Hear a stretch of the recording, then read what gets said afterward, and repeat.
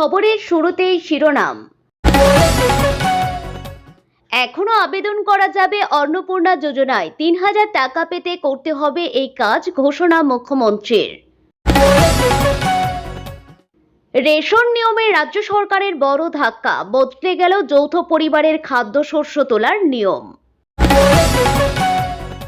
রাস্তায় chair table পেতে জেরা, ভাঙড় থানায় শওকতের করুণ দশা দেখতে উপচে পড়া ভিড়। ভারতের বুকে ফের নাশকতার প্ল্যান ফাঁস, এবার নেপথ্যে চীন ও পাকিস্তান। আজও অ্যাকাউন্টে ঢোকেনি অন্নপূর্ণা ভান্ডারের ৩,০০০ টাকা, চিন্তিত মহিলাদের বড় আশ্বাস দিল সরকার। আসছি বিস্তারিত খবরে। অন্নপূর্ণা যোজনায় আবেদন করতে চান? হাতে আর বেশি সময় নেই।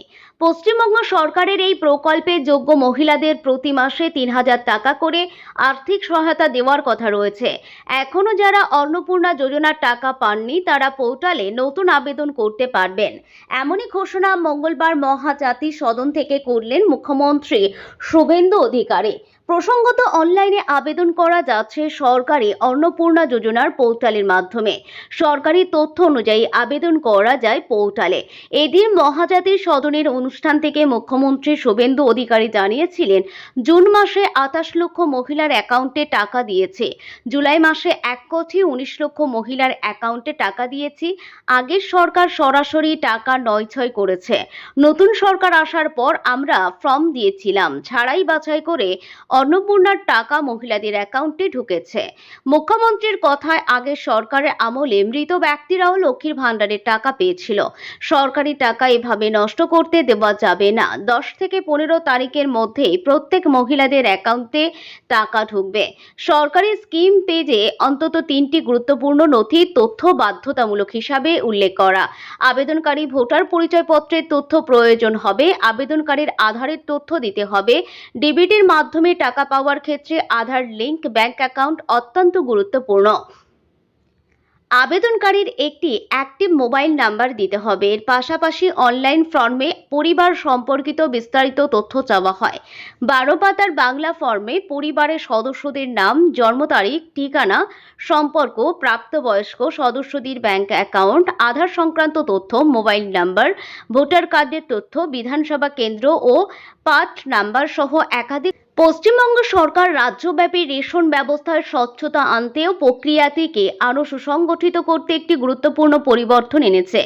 যৌথ পরিবারের সদস্যরা আর বিভিন্ন স্থান বা আলাদা রেশন ডিলারের কাছ থেকে নিজেদের বরাদ্দের খাদ্যদ্রব্য সংগ্রহ করতে পারবেন না। ডিজিটাল বায়োমেট্রিক ব্যবস্থা চালুর পর কার্ডধারীরা রাজ্যের যে কোনো রেশন দোকান থেকে খাদ্য সামগ্রী তুলতে পারবেন। কাজের সূত্রে বাইরে থাকা যৌথ পরিবারের সদস্যরাও আলাদা জায়গায় নিজেদের ভাগের রেশন নিতেন। নতুন নির্দেশিকা অনুযায়ী এখন থেকে পুরো পরিবারের সব সদস্যকে নির্দিষ্ট একটি রেশন দোকান থেকে খাদ্য সামগ্রী গ্রহণ করতে হবে।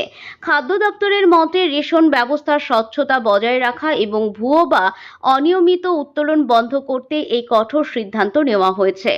বারুইপুর বিস্ফোরণ কাণ্ডে এনআইএ হেফাজতে থাকা তৃণমূলের প্রাক্তন বিধায়ক তথা দাপুটে নেতা শওকত মোল্লার অস্বস্তি আরও বাড়ল। দোকান ভাঙচুর ও লুটপাটের একটি মামলায় বারুইপুর মহকুমা আদালত তাঁকে ৫ দিনের পুলিশে হেফাজতের নির্দেশ দিয়েছে। তবে মঙ্গলবার ভাঙড় থানার সামনে দেখা গেল এক নজিরবিহীন দৃশ্য। থানার বাইরে খোলা জায়গায় চেয়ার টেবিল পেতে বসে শওকতকে জেরা করলেন পুলিশ আধিকারিকরা।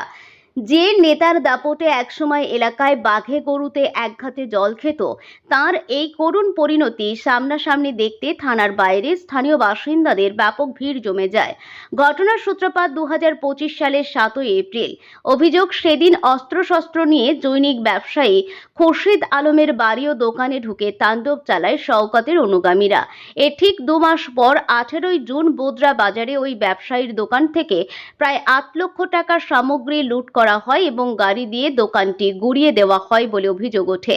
গত 12 জুলাই বোদরা থানায় শওকত সহ মোট 17 জনের বিরুদ্ধে লিখিত অভিযোগ দায়ের করা হয়। আদালতের নির্দেশে সোমবার রাতে শওকতকে ভাঙড় থানায় নিয়ে আসা হয় এবং মঙ্গলবার সকাল থেকে শুরু হয় কড়া জিজ্ঞাসাবাদ। থানার ভেতরে নয় বরং বাইরে চেয়ার টেবিল পেতে তাকে বসিয়ে জেরা করা ছিল এক অদ্ভুত দৃশ্য। উৎসুক জনতা যাতে ছবি তুলতে না পারে সেজন্য পুলিশ যানবাহন চলাচলের রাস্তা ঘুরিয়ে দিলেও সাধারণ মানুষের কৌতূহল থামানো যায়নি। এলাকার দাপুটে নেতাকে এমন অসহায় অবস্থায় দেখতে থানার চারপাশে উৎসুক মানুষের ঢল নামে। আহমেদাবাদে 1.5 কোটি টাকার বস স্ক্যামের তদন্ত করতে গিয়ে আন্তর্জাতিক সাইবার অপরাধ চক্রের হদিশ পেল পুলিশ। তদন্তে উঠে এসেছে প্রায় 4,500টি সিম কার্ড সংগ্রহ করে সাইবার অপরাধে ব্যবহারের তথ্য। একই সঙ্গে এই চক্রের সঙ্গে চীন ও পাকিস্তানের যোগসূত্রের সন্ধান পেয়েছেন তদন্তকারীরা। ঘটনার সূত্রপাত জুন মাসে। আহমেদাবাদের এক কর্মীকে তাঁর ঊর্ধ্বতন কর্তার পরিচয় দিয়ে প্রতারকরা 1.5 কোটি টাকা একটি নির্দিষ্ট অ্যাকাউন্টে পাঠাতে বাধ্য করে। বিষয়টি জানাজানি হওয়ার পর দ্রুত তদন্তে নামে আহমেদাবাদ সাইবার ক্রাইম পুলিশ। তৎপ্রতায় প্রতারণার টাকা থেকে 1.3 কোটি টাকা উদ্ধার করে তা ওই কর্মীকে ফিরিয়ে দেওয়া হয়। তবে তদন্ত যত এগোয় ততই স্পষ্ট হয় যে এটি কোনো বিচ্ছিন্ন প্রতারণার ঘটনা নয়। তদন্তকারীরা পশ্চিমবঙ্গের 24 পরগনার বাসিন্দা ইমরান আলী পেয়াদা এবং কলকাতার বাসিন্দা ইনসামুল মুজিবর মোল্লাকে গ্রেপ্তার করেন। তাদের কাছ থেকে 8টি ইলেকট্রনিক ডিভাইস উদ্ধার করা হয়েছে। এর মধ্যে এমন একটি ডিভাইস ছিল যাতে একই সময়ে 4টি সিম কার্ড চালানো সম্ভব। অভিযুক্তদের জিজ্ঞাসাবাদ করতেই তদন্তকারীদের সামনে আসে আরও বড় তথ্য। জানা যায় সাইবার অপরাধে ব্যবহারের জন্য প্রায় 4,500টি সিম কার্ড সংগ্রহ করা হয়েছিল। শুধু তাই নয়, এই চক্রের সঙ্গে বিদেশি সাইবার অপরাধীদেরও যোগাযোগ ছিল বলে তদন্তে উঠে এসেছে। পুলিশের দাবি চক্রটি চীনে তৈরি ম্যালওয়্যার ব্যবহার করত এবং সেই পরিকাঠামোর একটি অংশ হংকং থেকে পরিচালিত হচ্ছিল। পাশাপাশি এই নেটওয়ার্কের সঙ্গে যুক্ত একটি কল সেন্টারের সন্ধান মিলেছে পাকিস্তানের ইসলামাবাদে।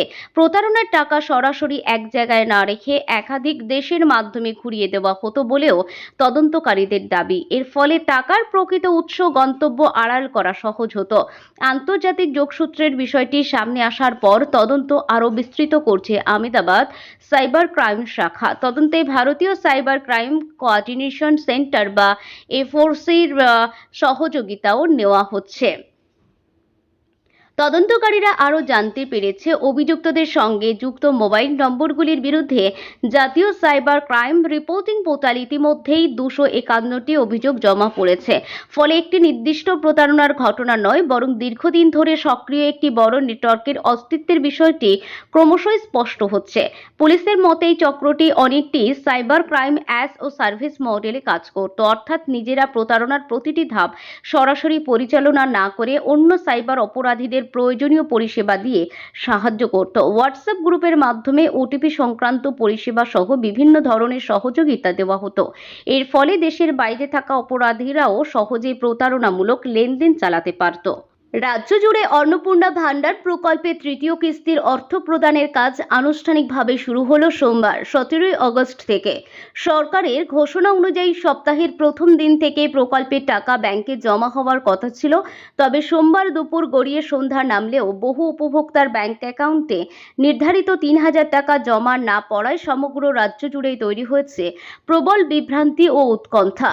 লক্ষ লক্ষ মহিলা উপভোক্তার এই আশঙ্কার মাঝেই নবান্নের বার্তা পৌঁছে দিয়ে তাদের সম্পূর্ণ আশ্বস্ত করলেন রাজ্যের স্বাস্থ্য প্রতিমন্ত্রী সুমনা সরকার। সোমবার বিকালে আয়োজিত এক জরুরি সাংবাদিক সম্মেলনে রাজ্য সরকারের অবস্থান পরিষ্কার করেন স্বাস্থ্য প্রতিমন্ত্রী সুমনা সরকার। তিনি জানান, প্রযুক্তির সীমাবদ্ধতার কারণে কোটি কোটি উপভোক্তার অ্যাকাউন্টে একদিনে বা এক ক্লিকে টাকা পাঠানো সম্ভব নয়। সেই কারণেই প্রশাসনিকভাবে 4 দিনের একটি নির্দিষ্ট সময়সূচি নির্ধারণ করা হয়েছে। প্রতিমন্ত্রী স্পষ্ট করে জানান, 17 আগস্ট থেকে শুরু করে আগামী 20 আগস্ট পর্যন্ত টানা টাকা পাঠানোর প্রক্রিয়া সক্রিয় থাকবে। সুতরাং যাদের অ্যাকাউন্টে সোমবার টাকা পৌঁছায়নি তাদের উদ্বিগ্ন হওয়ার কোনো কারণ নেই। আগামী 3 দিনের মধ্যে পর্যায়ক্রমে সকলের ব্যাংকে 3,000 টাকা ঢুকে যাবে।